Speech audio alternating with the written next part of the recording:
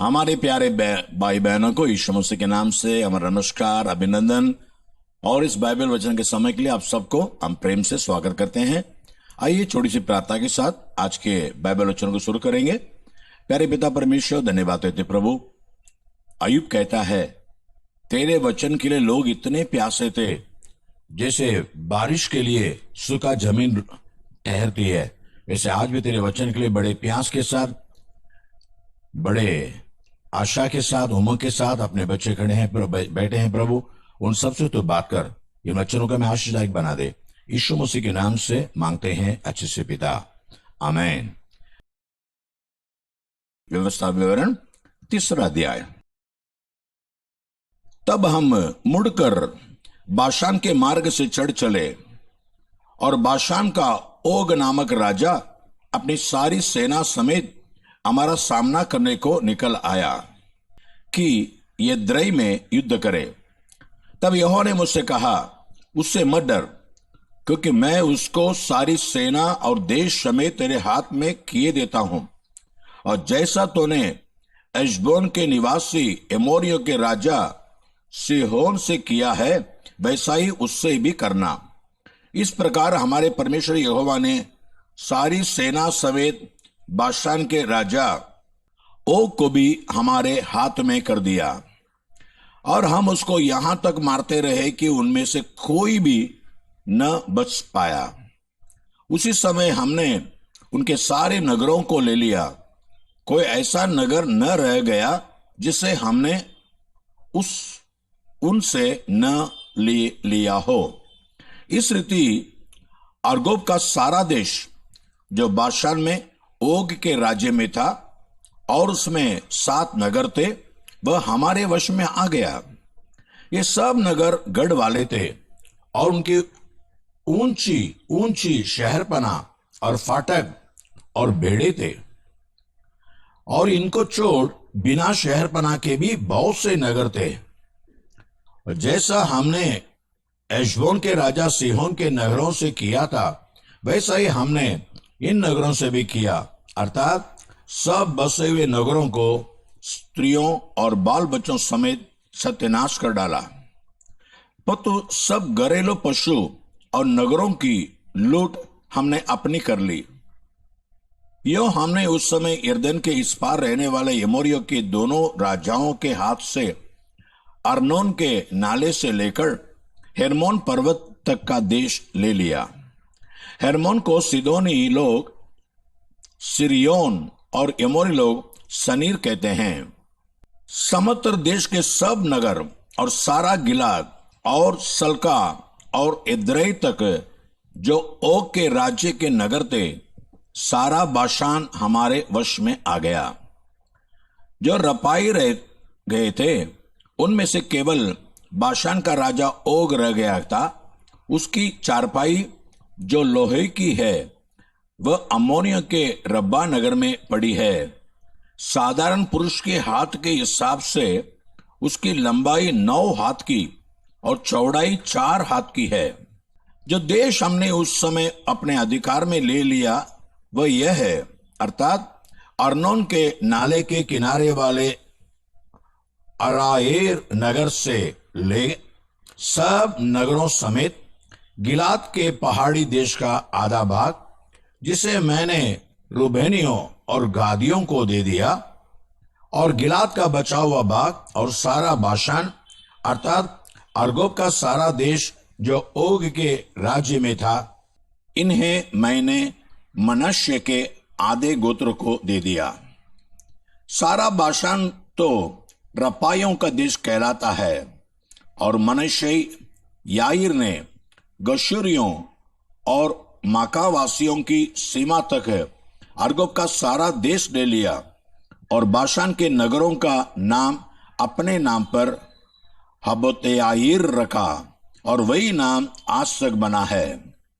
और मैंने गिलाद देश माकिर को दे दिया, और रूबेनियों और गादियों को मैंने गिलाद से ले अर्नोन के नाले तक का देश दे दिया, अर्थात उस नाले का बीच उसकी सीमा ठहराया, और यब्बोक नदी तक जो अम्मोनिया की सीमा है, और किन्नरेत से ले पिसगा की ढलान के नीचे के अरबा के ताल तक, जो खारा ताल भी कहलाता है। अराबा और यरदन के पूर्व की ओर का सारा देश भी मैंने उन्हीं को दे दिया। उस समय मैंने तुम्हें यह आज्ञा दी, तुम्हारे परमेश्वर यहोवा ने तुम्हें यह देश दिया है कि उसे अपने अधिकार में रखो। तुम सब योद्धा हथियार बंद होकर अपने भाई इजरायलियों के आगे आगे पार चलो। परंतु तुम्हारी स्त्रियां और बाल बच्चे और पशु, जिन्हें मैं जानता हूं कि बहुत से हैं, वह सब तुम्हारे नगरों में जो मैंने तुम्हें दिए हैं रह जाए। और जब यहोवा तुम्हारे भाइयों को वैसा विश्राम दे जैसा कि उसने तुमको दिया है, और वे उस देश के अधिकारी हो जाएं जो तुम्हारा परमेश्वर यहोवा उन्हें यरदन पार देता है, तब तुम भी अपने अपने अधिकार की भूमि पर जो मैंने तुम्हें दी है लौटोगे। फिर मैंने उसी समय यहोशू से चिताकर कहा, तूने अपनी आंखों से देखा है कि तेरे परमेश्वर यहोवा ने इन दोनों राजाओं से क्या क्या किया है, वैसा ही यहोवा उन सब राज्यों से करेगा जिनमें तू पार होकर जाएगा। उनसे न डरना, क्योंकि जो तुम्हारी ओर से लड़ने वाला है वह तुम्हारा परमेश्वर यहोवा है। उसी समय मैंने यहोवा से गिड़गिड़ाकर विनती की, हे प्रभु यहोवा, तो अपने दास को अपनी महिमा और बलवंत हाथ दिखाने लगा है। स्वर्ग में और पृथ्वी पर ऐसा कौन देवता है जो तेरे से काम और पराक्रम के कर्म कर सके। इसलिए मुझे पार जाने दे कि यरदन पार के उस उत्तम देश को, अर्थात उस उत्तम पहाड़ और लेबनोन को भी देखने पाऊं। पर तो यहोवा तुम्हारे कारण मुझसे रुष्ट हो गया और मेरी न सुनी। कि तो यहोवा ने मुझसे कहा, बस कर, इस विषय में फिर कभी मुझसे बातें न करना। पिसगा पहाड़ की चोटी पर चढ़ जा और पूर्व, पश्चिम, उत्तर, दक्षिण चारों ओर दृष्टि करके उस देश को देख ले, क्योंकि तू इस यरदन के पार जाने न पाएगा। और यहोशू को आज्ञा दे और उसे धाड़स देकर दृढ़ कर, क्योंकि इन लोगों के आगे आगे वही पार जाएगा, और जो देश तू देखेगा उसको वही उनका निज बाग करा देगा। तब हम बेतपोर के सामने की तराई में ठहरे रहे। प्रेरितों के काम 15 अध्याय। फिर कुछ लोग यहूदिया से आकर भाइयों को सिखाने लगे, यदि मूसा की रीति पर तुम्हारा खतना न हो तो तुम उद्धार नहीं पा सकते। तब पौलुस और बरनबास का उनसे बहुत झगड़ा और वाद विवाद हुआ, तो यह ठहराया गया कि पौलुस और बरनबास और में से कुछ व्यक्ति इस बात के विषय में प्रेरितों को और प्राचीनों के पास यरूशलेम को जाए। अतः कलीसिया ने उन्हें कुछ दूर तक पहुंचाया, और वे फिनिके और सामरिया से होते हुए अन्य जातियों के मन फिराने का समाचार सुनाते गए, और सब भाई बहुत आनंदित हुए। जब यरूशलेम पहुंचे तो कलीसिया और प्रेरित और प्राचीन उनसे आनंद के साथ मिले और उन्हें बताया कि परमेश्वर ने उनके साथ होकर कैसे कैसे काम किए थे। पर तो फरीसियों के पंथ में से जिन्होंने विश्वास किया था, उनमें से कुछ ने उठकर कहा, उन्हें खतना कराने और मूसा की व्यवस्था को मानने की आज्ञा देनी चाहिए।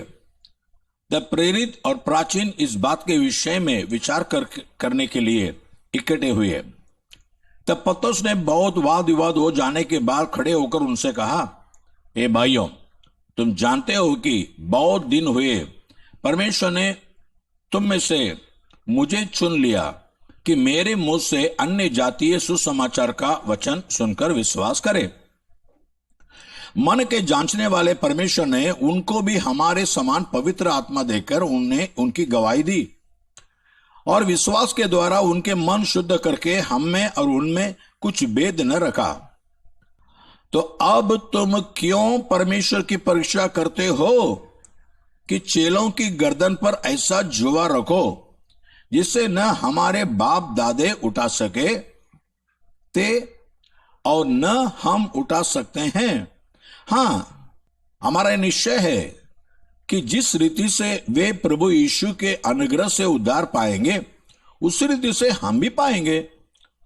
तब सारी सभा चुपचाप बरनबास और पौलुस की सुनने लगी कि परमेश्वर ने उनके द्वारा अन्य जातियों में कैसे बड़े बड़े चिन्ह और अद्भुत काम दिखाए। जब वे चुप हो गए तो याकूब कहने लगा, हे भाइयों मेरी सुनो।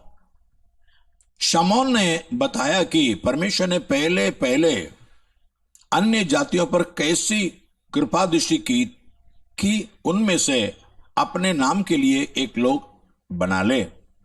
इससे भविष्यद्वक्ताओं की बातें भी मिलती है, जैसा कि लिखा है, इसके बाद मैं फिर आकर दाऊद का गिरा हुआ डेरा उठाऊंगा और उसके खंडहरों को फिर बनाऊंगा और उसे खड़ा करूंगा, इसलिए कि शेष मनुष्य अर्थात सब अन्य जाति जो मेरे नाम के कहलाते हैं प्रभु को ढूंढे।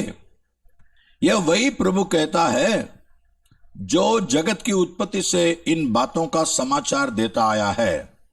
इसलिए मेरा विचार यह है कि अन्य जातियों में से जो लोग परमेश्वर की ओर फिरते हैं, हम उन्हें दुख न दें, पर तो उन्हें लिख भेजें कि वे मूर्तों की अशुद्धताओं और व्यभिचार और गला गोंटे हुओं के मांस से और लहू से दूर रहे, क्योंकि प्राचीन काल से नगर नगर मूसा की व्यवस्था का प्रचार करने वाले होते चले आए हैं और वह हर शब्द के दिन आराधनालय में पढ़ी जाती है।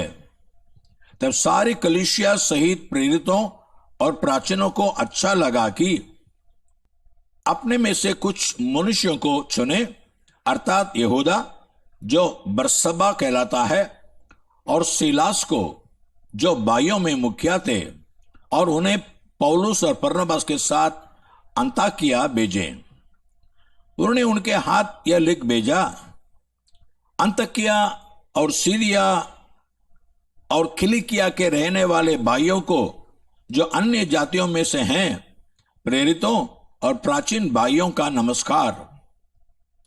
हमने सुना है कि हम में से कुछ ने वहां जाकर तुम्हें अपनी बातों से घबरा दिया और तुम्हारे मन उलट दिए हैं, पर तो हमने उनको आज्ञा नहीं दी थी। इसलिए हमने एक चित्त होकर ठीक समझा कि चुने हुए मनुष्यों को अपने प्रिय बरनबास और पौलुस के साथ तुम्हारे पास भेजे।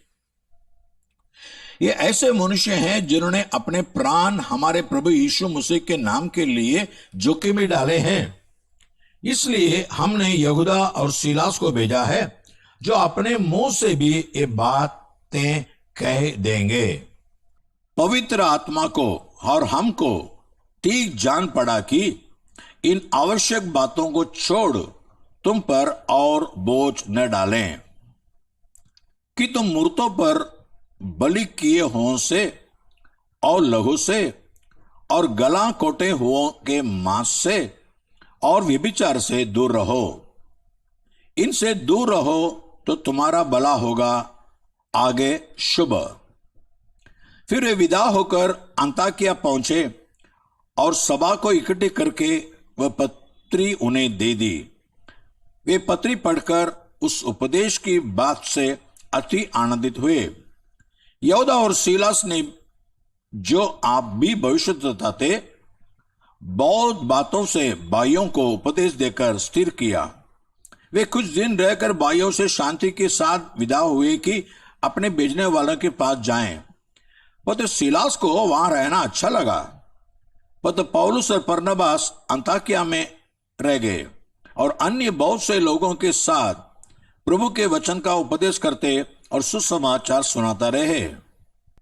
कुछ दिन बाद पौलुस ने बरनबास से कहा, जिन जिन नगरों में हमने प्रभु का वचन सुनाया था, आओ फिर उनमें चलकर अपने भाइयों को देखे कि वे कैसे हैं। तब बरनबास ने यूहन्ना को, जो मरकुस कहलाता है, साथ लेने का विचार किया। परंतु पौलुस ने उसे, जो पंफुलिया में उनसे अलग हो गया था, और काम पर उनके साथ न गया, साथ ले जाना अच्छा न समझा, अतः ऐसा विवाद उठा कि वे एक दूसरे से अलग हो गए और बरनबास मरकुस को लेकर जहाज पर साइप्रस चला गया, परंतु पौलुस ने सीलास को चुन लिया और भाइयों से परमेश्वर के अनुग्रह में सौंपा जाकर वहां से चला गया और वह कलीसियाओं को स्थिर करता हुआ सीरिया और किलिकिया से होते हुए निकला। नीति वचन 25वां अध्याय। सुलेमान के नीति वचन ये भी हैं जिन्हें यहूदा के राजा हिजकिय्याह के जनों ने नकल की थी। परमेश्वर की महिमा गुप्त रखने में है, पर तो राजाओं की महिमा गुप्त बात का पता लगाने से होती है। स्वर्ग की ऊंचाई और पृथ्वी की गहराई और राजाओं का मन, इन तीनों का अंत नहीं मिलता। चांदी में से मैल दूर करने पर वह सुनार के लिए काम की हो जाती है। राजा के सामने से दुष्ट को निकाल देने पर उसकी गद्दी धर्म के कारण स्थिर होगी। राजा के सामने अपना बड़ाई न करना और बड़े लोगों के स्थान में खड़ा न होना, क्योंकि जिस प्रधान का तूने दर्शन किया हो उसके सामने तेरा अपमान न हो, वरन तुझसे यह कहा जाए आगे बढ़कर विराज। झगड़ा करने में जल्दी न करना, नहीं तो अंत में जब तेरा पड़ोसी तेरा मुंह काला करे तब तो क्या कर सकेगा। अपने पड़ोसी के साथ वाद विवाद एकांत में करना और पराये का भेद न खोलना। ऐसा न हो कि सुनने वाला तेरी भी निंदा करे और तेरी निंदा बनी रहे। जैसे चांदी की टोकरियों में सोने के सेब हो, वैसा ही ठीक समय पर कहा हुआ वचन होता है। जैसे सोने का नत्र और कुंदन का जेवर अच्छा लगता है, वैसे ही मानने वालों के कान में बुद्धिमान की डांट भी अच्छी लगती है। जैसे कटनी के समय बर्फ की ठंड से, वैसे ही विश्वास योग्य दूध से भी बेचने वालों का जी ठंडा होता है। जैसे बादल और पवन बिना वृष्टि निर्लाभ होते हैं, वैसे ही झूठ मन दान देने वाले का बड़ाई मारना होता है। धीरज धरने से न्याय मनाया जाता है और कोमल वचन हड्डी को भी तोड़ डालता है। क्या तूने मधु पाया तो जितना तेरे लिए ठीक हो उतना ही खाना। ऐसा न हो कि अधिक खाकर उसे उगल दे। अपने पड़ोसी के घर में बारंबार जाने से अपने पांव को रोक। ऐसा न हो कि वह खिन्न होकर घृणा करने लगे। जो किसी के विरुद्ध झूठी साक्षी देता है, वह मानो हथौड़ा और तलवार और पैना तीर है। विपत्ति के समय विश्वासघाती का भरोसा टूटे हुए दांत या उखड़े पांव के समान है। जैसा जाड़े के दिनों में किसी का वस्त्र उतारना या सज्जी पर सिरका डालना होता है, वैसा ही उदास मन वालों के सामने गीत गाना होता है। यदि तेरा बैरी भूखा हो तो उसको रोटी खिलाना, और यदि वह प्यासा हो तो उसे पानी पिलाना, क्योंकि इस रीति से तू उसके सिर पर अंगारे डालेगा और यहोवा तुझे इसका फल देगा। जैसी उत्तरी वायु वर्षा को लाती है, वैसे ही चुगली करने से मुख पर क्रोध छा जाता है। लंबे चौड़े घर में झगड़ालू पत्नी के संग रहने से छत के कोने पर रहना उत्तम है। जैसा थके मांदे के प्राणों के लिए ठंडा पानी होता है, वैसा ही दूर देश से आया हुआ शुभ समाचार भी होता है। जो धर्मी दुष्ट के कहने में आता है वह गंदले सोते और बिगड़े हुए कुंड के समान है। बहुत मधु खाना अच्छा नहीं, परंतु कठिन बातों की पूछ-पाछ महिमा का कारण होता है। जिसकी आत्मा वश में नहीं, वह ऐसे नगर के समान है जिसकी शहरपना घेराव करके तोड़ दी गई हो। यहां एक वचन बहुत अच्छा है, 25 वचन। जैसे थके मांदे के प्राणों के लिए ठंडा पानी होता है, वैसे दूर देश से आया हुआ शुभ समाचार भी होता है। तो आज एक शुभ समाचार परमेश्वर के वचन के में आपके पास आया है। इसे सुने हैं, इसे मान लीजिए, इसे अपना लीजिए, इस पर भरोसा कीजिए, तो आपके जीवन में भी ठंडा पानी के समान, थके हुए लोगों को ठंडा पानी मिलती है, वैसे आपके प्राण को तसल्ली मिलेगी। प्रार्थना करेंगे। प्यारे पिता परमेश्वर, धन्यवाद देते प्रभु, आज इतना अच्छा शुभ समाचार, शुभ वचन तूने सुनाया।